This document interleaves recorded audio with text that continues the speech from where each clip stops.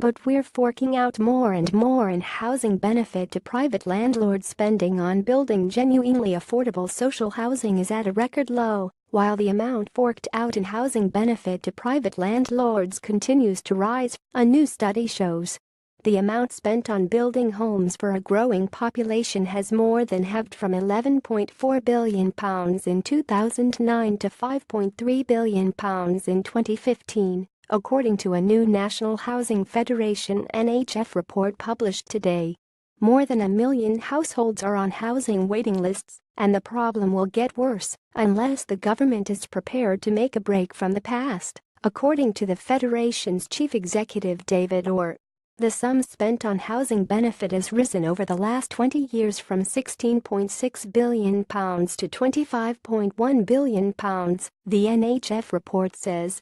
The yearly amount going to private landlords has almost doubled over the last decade to £9.1 billion in 201,516.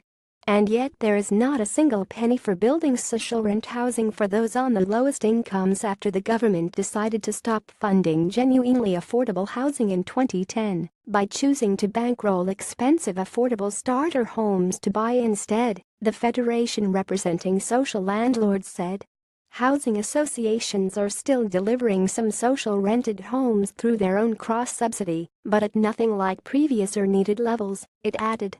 Mr. Orr said that it is absurd that less is spent on social housing than in the 1990s. Despite a predicted population rise in England of 9 million by 2039. Shadow Housing Secretary John Healey accused Tory ministers of washing their hands of any responsibility to build homes that people on average incomes can afford. Labour started building almost 40,000 homes for social rent in 200,910. Now that figure has dropped by 98% to fewer than 1,000 units, he added.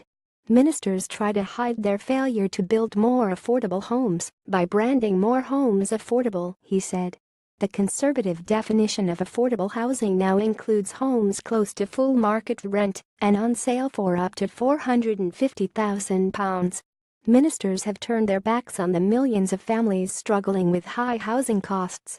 It's no wonder that public concern about housing is around the highest level in 40 years.